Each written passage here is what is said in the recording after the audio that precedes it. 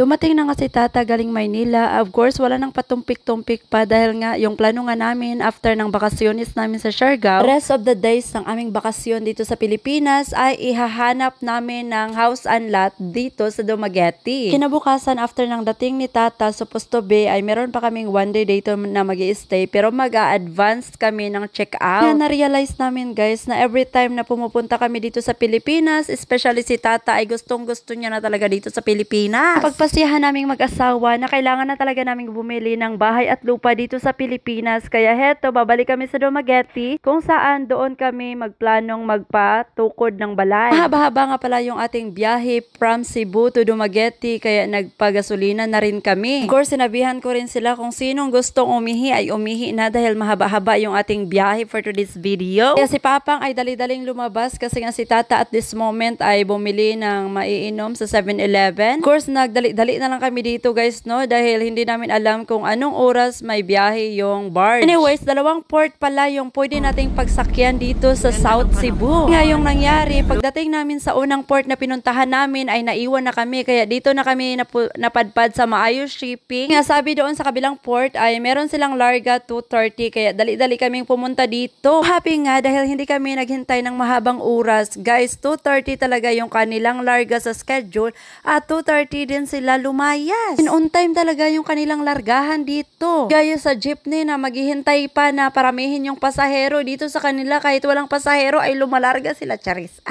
The point is, basta 2:30 ay 2:30 talaga sila lalarga. And then, heto na nga guys, ay nakarating na kami dito sa Dumaguete Port. Of course, nagagutom na naman yung mga senior natin. Hindi lang senior, kaming lahat talaga gutom. Dali itong si Tata, hindi siya nag-breakfast. Kaming mga bata, kami ni Mamang ay nag-breakfast kami before kami naglarga. Dahil nga nasayanay na tayong mga Pilipino na 3 times a day dapat talaga kumakain. Kaya heto, gutom na naman kami. At kasi kahit mag-alas 2 o alas 3 na yan ng hapon magbe-breakfast ay okay lang sa kanya. At this moment na nandito na kami sa Dumaguete ay nagutom na talaga siya. Kaya after ng exit namin dito sa port, naghanap-hanap kami dito sa Google Map, of course, dahil wala kami talagang kaalam-alam kung saan yung masasarap na restaurant dito sa Dumaguete, kaya Google Chrome ang labanan. Kita nga pala namin tong Just Restaurant dito lang sa Dumaguete guys. Of course, nandito kami. Pagpasok pa nga lang namin ay na-remember ko yung sa Daan Bantayan, yung Jelly Heaven kasi nga meron din silang pa-umbrella. O, tingnan nyo naman yan. At napaka-colorful ng kanilang restaurant. Guys, hindi lang napaka-colorful kundi napaka-creative yung kanilang paggawa ng mga design. Of course, especially sa mga babies ay marami silang mga activities na magagawa habang naghihintay sa food. Pagdating pa nga lang namin ay tinirada na ni Matt at saka ni Lily yung playing area kung saan sila pwede. Kasi nga, meron ding area na hindi sila pwede, bawal sa age nila. Malalaman mo rin kung pwede silang pumasok kasi nga, merong mga information every area kung pwede makalaro yung mga bata katulad ni Matt. Of course, mabilis lang din yung kanilang pagluto ng pagkain. Kaya heto na, nag-order ako ng lumpia, French fries, and then sila ni Mamang nag-order din ng fried chicken, at ano ba yung in-order nila na iba? Ayan, ano ba yan? Tinulang isda. Tuwang bowl ata yung in-order nila, tsaka may munggus pa. But anyways, ayun na nga guys, busog-lusog na naman yung ating mga bituka. Ayan guys, yung kanilang business time. After nga namin doon, ay dumiretso na kami dito. Last time dito rin kami nag-book sa Janeline's Place. Kasad nga ay hindi kami nila tinanggap dahil wala daw kaming booking confirmation. Hindi daw nila natanggap. Why Agoda is like that? It's not the reason Agoda, it's the owner. Of the owner of this place? Send, 5 minutes. Because we cannot check in because the owner of this place didn't send the calendar to the employee, and now the employee didn't let us check in because they don't have the information. No, it's not working like that. You can check. Yes, but we have the booking confirmed. Yeah, we have the booking confirmed already from Agoda. Ayan. The problem if you don't have manager who have the access to Agoda and everything. Kaya mag-wait kami kung ano yung sasabihin ng owner. Ewan ko kailan sometimes like that happens if you order, you know, the room one day before, yes? And you don't have the trust manager who have access. Because, you know, if you have access, you can change bank account, you can change everything. Guys, mabuti na lang at hindi talaga na high blood si Tata dahil half hour kaming naghintay dito sa labas bago nila kami pinapasok dahil yung may-ari dito ay late na nila ginsend yung kalendar sa employee nila. Intindihan namin si ate yung nagbabantay dito sa kanilang apartment, but kami na galing pa sa biyahe na napakalayo ay stress na stress. So guys, maaga pa dito si Mamang ng Marites sa yung kay nanay doon. O anong sabi ng nanay, Mang? Nag-story yan, sorry kung kaayo kay nalimot siya. Nalimot siya? Ay, may nga na din na, malimot siya. Nagalit si Mikael. Eh, hindi siya galit. Like, kanang mga ilang minuto din kami naghintay, guys. Dugay-dugay, may 20 minutes? 20 minutes ata kami naghintay. Kasi pag galing kami sa Cebu City, din dito. Pagdating namin dito, sinabihan ka ng at first kay ilang minuto nilang kinontak yung may-ari ng hotel, ng ano nito na apartment. Tapos kay sabi man talaga ng may-ari na wala, hindi kami nakabooking. So, ayun na nga guys, kanang sinabihan ng mga ilang minutes, mga 10 ata to or up to 15 minutes, nagsabi ng magpa-refund na lang daw kami. Tapos dito ba kami nakabooking for 6 days? 6 days or for 1 week? Basta mga 6 or for 1 week guys. Dito kami nag-book. Kasi nga bumalik kami dito dahil pwede kami makaluto, merong ref, and then meron na ding pool kasi si Matt alam niyo na gusto niyang mag-pool. 2 room up and down.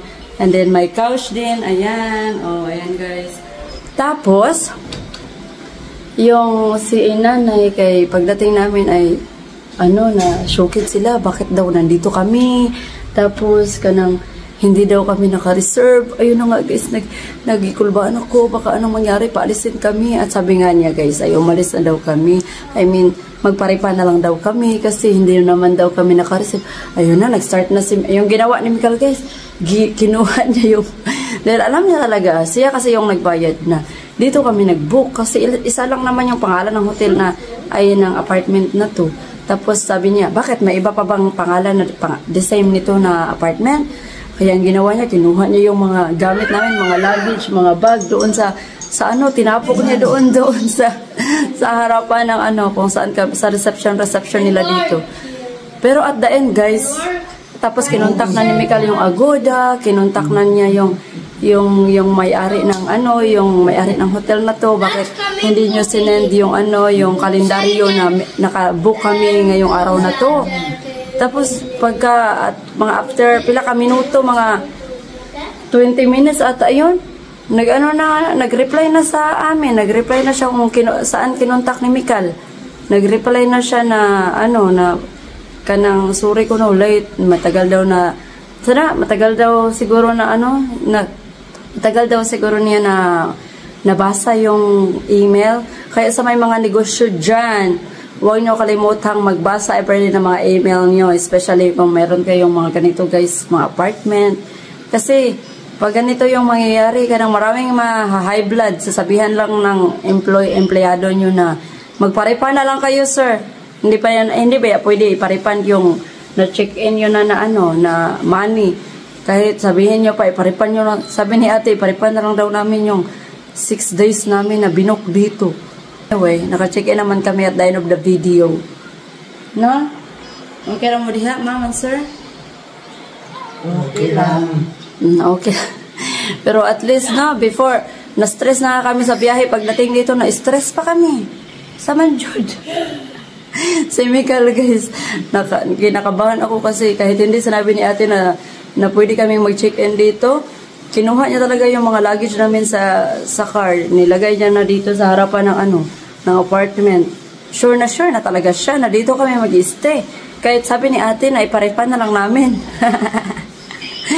But ayun na nga, lesson learned. Kung mayroon kayong mga negosyo, huwag niyo pong kalimutan i-check or i-update yung inyong mga empleyado. Kasi alam naman namin na yung mga empleyado ay nagpa-follow lang sa orders ng mga boss amo dyan, mga dagkong tai. Kaya kayo mga dagkong tae, kailangan i-inform nyo yung mga empleyado nyo ahead para dili sila magkabalaka diri nga ang mga ilang mga customer nangabot na o niya wala dai ninyo na inform o niya moingon na lang sila nga ipa-refund. Bad kuan man na, bad feedback na sa inyong negosyo if ever yung anak mahitabo. So dapat kamo nga mga pusang mo magkuan jud mo, mananaw jud mo sa inyong email para ma-inform ninyo ahead inyong mga empleyado, dili magtanga-tanga nga wala sila kabalo nga mga bot na day ang customer.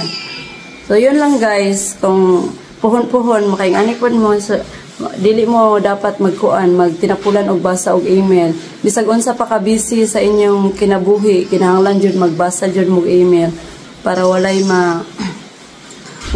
stress for today's video. No, ma'am na? Kayo na, kulbaan po sila baya guys, nakulbaan ang mga senior citizen. Kay niana si ate nga palayaso nami. Kay wala lagi mi naka-booking diri. Pero si Mikal kay prosigido gid siya nga diri jud may mag-stay. Asa man jud mo ana. Si ate niana siya nga magparipa na lang mi. Nya si Mikal nga kuan jud siya, diri jud siya. Nya ni ana si ate na wala na daw mi space diri sa apartment. Ana biya siya guys nga wala na mi space diri. Pero katong at the end kay niana siya nga naadi ay. Yeah. Unsa man jud. Yun na lang yung ginawa nila siguro kasi na kinakabahan na lang sila. Wala man sila nagsorry. Kay mama sila nagsorry. Ang ganiha, pagka kinabukasan na, nagsabi sila. Pero at least kanang nagpa-follow din naman yan kasi sila ng mga orders from above. Kasi sila po lamang ay empleyado kung ano yung binigay sa kanila na mga list na names na pwedeng mag-check-in, yun lang din yung inaano nila. And then, additional. Meron pala kaming additional bayad dahil 4 lang pala na ulo yung pwedeng tumira dito. And then, 5 adult baya kami. Tapos, meron pang simat. May bayad pala yan simat per day. 200 pesos per day. At si Mudra ay 250 pesos. Sana 100 lang si Mat, no? Kasi maliit naman yan. Libre na lang yan. Consolation price na lang yan dahil hindi nyo kami pinaano kahapon. Na-stress pa kami before kami nag-check-in. Pwede consolation price na lang na siya. Kaning gamay nga bata ba?